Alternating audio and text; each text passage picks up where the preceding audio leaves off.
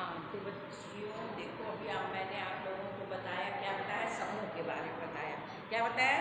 समूह के बारे में बताए। समूह समूह क्या होता है, समूह का क्या अर्थ है, और समूह की परिभाषा, समूह की विशेषताएं, समूह और समाज में अंतर, इतना हमने आपको बताया है। अभी समूह और समाज में सब बताया आपको कि समाज अमूर्त है और जबकि समूह मूर्त अवधारणा है। समूह को देखा जा सकता है और समाज को देखा नहीं। जब बताया ना कि समाज सामाजिक संबंधों का जाल है, तो समाज को हम एक दूसरे को, हम इसकी बुआ हैं लेकिन उसको जान रहे हैं, खाली देख नहीं सकते, ठीक है। तो वैसे ही समाज है और समूह जो है वो मूर्त है। समाज सामाजिक संबंधों पर आधारित है जबकि समूह व्यक्तियों की संख्या पर आधारित। ये हो गया। अब आपको बताना है सामाजिक समूहों के प्रकार। मैंने बताया ना कि समूह दो प्रकार के हैं, पहला प्राथमिक समूह और दूसरा द्वितीयक समूह। सामाजिक समूह मतलब अंतर क्रिया होती है। सामाजिक समूह में अंतर क्रिया होती है। जैसे कि मान लो हमारा परिवार है, हमारी मम्मी पर शारीरिक वो होता है, जैसे मेरी मम्मी पापा है, हमारा परिवार है, हमारा पड़ोस है, इन लोगों से हम एक दूसरे से बंधे हुए हैं। ये है प्राथमिक समूह। और द्वैतिक समूह क्या है? जैसे कि हमारा विद्यालय, दूर के जितने संबंध हैं वो है द्वितीयक समूह, और प्राथमिक समूह जिससे कि हमारा आपसी संबंध है। अब देखिए बुक में क्या कहा है कि प्राथमिक समूह, फूले अपने समूह के लिए प्रसिद्ध है। फूलों ने कहा है कि प्राथमिक समूह जो है वो लघु आकार के होते हैं, छोटे होते हैं, और जिन्हें कि प्राथमिक समूहों के नाम से संबोधित किया जाता है। और देखिए प्राथमिक समूह जो है उन्होंने जो फूले ने कहा है, अपनी एक बुक किताब है उनके सामाजिक संगठन में, उन्होंने प्राथमिक समूह के बारे में बताया है। अब देखिए, अब प्राथमिक समूह का क्या मतलब है? प्राथमिक समूहों से मेरा अभिप्राय उन समूहों से है, फूले ने कहा है, कि जिनकी विशेषताएं घनिष्ठ, सम्मुख संबंध और सहयोग है। आई बात समझ में? समूह कई शब्दों में प्राथमिक है, परंतु विशेषता इस अर्थ में है कि व्यक्तियों की सामाजिक परिदृश्य और उनको आदर्श बनाने के लिए ही सामाजिक समूह, प्राथमिक समूह किया गया है। अब देखिए प्राथमिक समूह की क्या विशेषताएं हैं। पहले प्राथमिक समूह जो है ये क्या है कि व्यक्ति के समीकरण में, समाजीकरण में इन समूह का स्थान मौलिक है। फूले के अनुसार सबसे महत्वपूर्ण प्राथमिक समूह 3 है। कौन कौन से? परिवार, खेल के मैदान और पड़ोस। ठीक। फूले के अनुसार इन प्राकृतिक समूहों की 2 मौलिक विशेषताएं हैं। इनकी विशेषता यह है कि ये तीनों समूह सर्वत्र पाए जाते हैं, ये सार्वभौमिक है। इनकी दूसरी विशेषता यह है कि इन्हीं के द्वारा व्यक्तित्व का निर्माण होता है। देखिए प्राथमिक समूह हमने बताया कि अंतर क्रियाओं का संबंध है। पहला है परिवार, चाहे हम जहाँ रहे परिवार रहेगा, वहाँ खेल के मैदान होंगे। दूसरा पॉइंट, तीसरा है पड़ोस। तो ये क्या है? ये है सार्वभौमिक, ये सब जगह मिलती है। इनकी दूसरी विशेषता यह है कि इन्हीं के द्वारा व्यक्ति का निर्माण होता है। देखिए परिवार से हम सब लोग जानते हैं कि परिवार से व्यक्ति का निर्माण होता है। परिवार से ही बच्चा पहले खाना पीना पढ़ना सब कुछ परिवार से ही सीखता है। परिवार से ही अच्छी बातें और बुरी बातें सीखता है। उसके बाद बच्चा क्या करता है? पड़ोस में जाता है, पड़ोस के भी जो लोग अच्छे लोग होते हैं उनका देखता है, सुनता है। आपके घर में बच्चे बोलते हैं ना, मम्मी बगल वाली आंटी ये की थी, बगल वाली आंटी वो की थी। तो बच्चा जो है अपने बगल वाली आंटी से, अंकल से, भैया से भी टच में रहता है। और फिर सब बच्चे खेल के मैदान में जाते हैं, वहाँ भी सब दोस्त मिलते हैं। तो मेरे दोस्त ने ये किया, मेरा दोस्त ये बोल रहा था। तो ये सब बच्चे जो हैं एक दूसरे से बंधे होते हैं। अब प्राथमिक समूह की क्या विशेषताएं हैं? पहले देखिए प्राथमिक समूह की 6 विशेषताएं इसमें बताया है।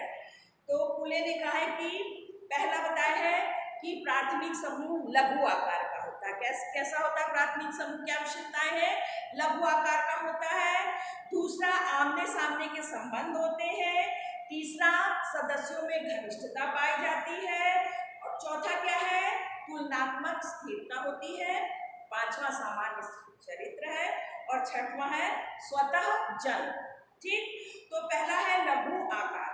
लघु आकार क्या है? प्राथमिक सदस्यों में, प्राथमिक समूह के सदस्यों की संख्या इसमें कम होती है, कम से कम 50-60 लोग बस। ठीक, फिर आमने सामने के क्या संबंध है? आमने सामने के संबंध प्राथमिक समूहों की सबसे बड़ी विशेषता है। एक दूसरे को देखते हैं, हम एक दूसरे को देखते हैं और आपस में बात करने के विचारों का आदान प्रदान करते हैं। देखिए क्या करते हैं, आमने सामने के संबंध में पड़ोस में गए, मम्मी पापा से बात किए, भाई बहन से बात किए, तो ये सब आमने सामने के संबंध है। फिर क्या है? सदस्यों में घनिष्ठता होती है। आमने सामने के संबंध होने के कारण देखिए एक दूसरे से आप रोज सबसे मिलिए तो जितना आपको अपने पड़ोसी से, मम्मी पापा से, भाई बहन से प्यार होगा उतना दूसरे लोगों से प्यार नहीं होगा। फिर क्या है? तुलनात्मक स्थिरता। चौथा पॉइंट है तुलनात्मक स्थिरता। इसमें क्या है कि प्राथमिक समूह अन्य समूह की अपेक्षा अधिक दिनों तक स्थायी रहते हैं। इनका कारण यह है कि इनकी समूह का कोई विशिष्ट उद्देश्य नहीं होता है ना, जैसा काम होता है वैसे मिलते हैं, वहाँ खेले कूदे करने गए, किसी विशेष पर्पज से इन लोगों का, हम लोगों का कोई महत्व प्राथमिक समूह में नहीं रहता है। ठीक, फिर क्या है? सामान्य चरित्र। प्राथमिक समूह के सदस्यों के संबंधों का कोई विशिष्ट चरित्र नहीं होता, क्योंकि इनका स्वतः जन्म होता है, इसलिए इनका कोई क्या है? विशिष्ट चरित्र नहीं होता है। इसलिए इस बात का निश्चय नहीं रहता है कि ये कौन सा विशेष कार्य करेंगे। एक दूसरे से मिलेंगे तो कोई निश्चित नहीं करके जाते हैं कि हमें यही कार्य करना है। और स्वतः क्या है? जन्म। प्राथमिक समूहों का जन्म अपने आप होता है, इन्हें जानबूझकर नहीं बनाया जाता है। और किम्बल यांग के अनुसार ऐसे समूह अचेतन रूप से विकसित होते हैं, जैसे मित्रता का स्वतः विकास हो जाता है ना। मित्र अपने आप बन जाते हैं, गए दूसरे मन मिला मित्र बन गए। आई बात समझ में? इतना समझ में आया कि नहीं पहले बताइए? इतना आप लोग देखिए, पहले पढ़ लीजिए। इकाई 2 क्या है? समूह। क्या बताया आप लोग को? समूह। समूह क्या है? समूह की परिभाषा, समूह का अर्थ, समूह की विशेषता और समाज एवं समूह। और फिर उसके बाद समूह कितने प्रकार के होते हैं? प्राथमिक समूह और द्वितीयक समूह। प्राथमिक समूह मतलब क्या आपको बताएं कि इसमें परिवार, खेल का मैदान और पड़ोसी ये लोग होते हैं। और इनके अंदर क्या होता है? इनका समाजीकरण में इनका स्थान मौलिक है। आई बात समझ में? अब फिर है, अभी मैंने आपको बताया सामाजिक समूह की विशेषताएं, प्राथमिक समूह की विशेषताएं। पहला पॉइंट था लघु आकार, दूसरा था आमने सामने के संबंध, तीसरा है सदस्यों में घनिष्ठता, चौथा है तुलनात्मक स्थिरता, पांचवा है सामान्य चरित्र और छठवां है स्वतः जन्म। आई बात समझ में? अब क्या है? प्राथमिक समूहों का सामाजिक महत्व। प्राथमिक समूह आज ही प्राथमिक समूह ही पढ़ाएंगे, चाहे द्वितीयक समूह भी पढ़ा देते हैं। प्राथमिक समूह आज आप लोग को पढ़ा देते हैं, कल मैं आप लोगों को द्वितीयक समूह पूरा। आई बात समझ में? अब देखिए प्राथमिक समूह की विशेषताएं। अब क्या प्राथमिक समूह की विशेषताएं हो गया। अब प्राथमिक समूहों का सामाजिक महत्व क्या है? पहला है मानव निर्माण, दूसरा है व्यक्तिगत विकास, व्यवहार प्रतिमान, सद्गुणों का विकास। ये है इतना आपका समाज प्राथमिक समूह का सामाजिक महत्व। पहला पॉइंट है कि कूले ने लिखा है कि पशु प्रवृत्तियों का मानवीकरण ही संभवतः सबसे बड़ी सेवा है। ठीक, जो प्राथमिक समूह करते हैं। इसलिए प्राथमिक समूहों को मानव स्वभाव की छायागृह कहा जाता है। मानव की जन्मजात प्रवृत्तियों में पशुओं की विशेषता पाए जाते हैं। प्राथमिक समूह इन विशेषताओं को संशोधित करके व्यक्ति के मानवीय गुणों का विकास करते हैं। इसलिए ऐसा कहा जाता है कि प्राथमिक समूह व्यक्ति को प्रस्तुता से मानवता जोड़ने के प्राथमिक समूह में ही, परिवार में ही जो गलत प्रकृति का होता है, जिसका स्वभाव नहीं अच्छा होता है, तो उसमें क्या करते हैं? वो उसको घर से ही उसको बताया जाता है। घर से, परिवार से, पड़ोस से ये बताते हैं कि ये कार्य अच्छा है और ये कार्य नहीं अच्छा है। मनुष्य जैसे पशु बताना, तो पशु तो कुछ नहीं समझता है, तो उसको घर से ही जो मनुष्य है उसको बताया जाता है प्राथमिक समूह से। दूसरा है व्यक्तिगत विकास। बालक के जन्म और जन्म के पूर्व से ही प्राथमिक समूह का प्रभाव बालक पर पड़ता है। बोलते हैं ना, अच्छा खाइए, नारियल खाइए, ये खाइए, जितना अच्छा खाएंगे बच्चा उतना अच्छा होगा, उसका बुद्धि बढ़ेगा, उसका रंग गोरा होगा। तो ये व्यक्तिगत विकास बालक के जन्म और जन्म के पूर्व से ही प्राथमिक समूह का प्रभाव बालक पर पड़ता है।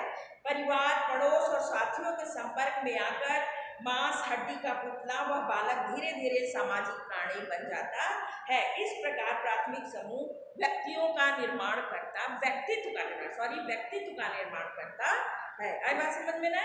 जब पेट में बच्चा रहता है तभी बोलते हैं कि बढ़िया चीज खाइए, कि बच्चा गोरा हो, अच्छी अच्छी किताबें पढ़िए, अच्छा फिल्म देखिए, जिससे कि अच्छा पोस्टर लगा देते हैं कि घर में कि रोज देखेंगे तो बच्चा इतना अच्छा होगा। नेक्स्ट है व्यवहार प्रतिमान। ठीक, तो प्राथमिक समूह मनुष्य के व्यवहारों के उचित प्रतिमानों का निर्माण करते हैं। इन समूहों में रहकर बालक व्यवहार के इन प्रतिमानों के अनुसार कार्यों का संपादन करता है और कालांतर में व्यक्ति इन व्यवहार प्रतिमानों का सरलता से संपादन करना सीख जाता है। देखिए, व्यवहार प्रतिमान भी घर से ही सिखाया जाता है। धीरे धीरे देखते देखते कि मम्मी ये करती, मेरी मम्मी पूजा करती है, सुबह ये करती है, वो दिखते दिखते ही परिवार से व्यक्ति सब सीखता है। और सद्गुणों का व्यवहार भी व्यक्ति परिवार से ही सीखता है, प्राथमिक समूह में सीखता है। सब प्राथमिक समूहों में व्यक्तियों के संबंध घनिष्ठ और वैयक्तिक होते हैं। इनमें रहकर व्यक्ति जिन सद्गुणों को सीखता है वे स्थायी प्रकृति होते हैं। यही कारण है कि ये सद्गुण व्यक्ति को से अधिक अभिन्न अंग बन जाते हैं और व्यक्ति आजीवन इनका पालन करता है। देखिए, इतना मैंने आप लोगों को पढ़ा दिया। अब कल मैं आप लोगों को दैत्यक समूह पढ़ाऊंगी। और जो नहीं समझ में आता है बेटा, देखो अभी तुम लोग का कोर्स तो हो गया था, फिर से आप लोग आई थी, एक टेस्ट हो गया है। टेस्ट में भी जो लोग नहीं दिए, रीअपियर टेस्ट भी हुआ। फिर उसके बाद अब आप लोगों का पढ़ाई होगा, पढ़ लीजिए जल्दी जल्दी। फिर उसके बाद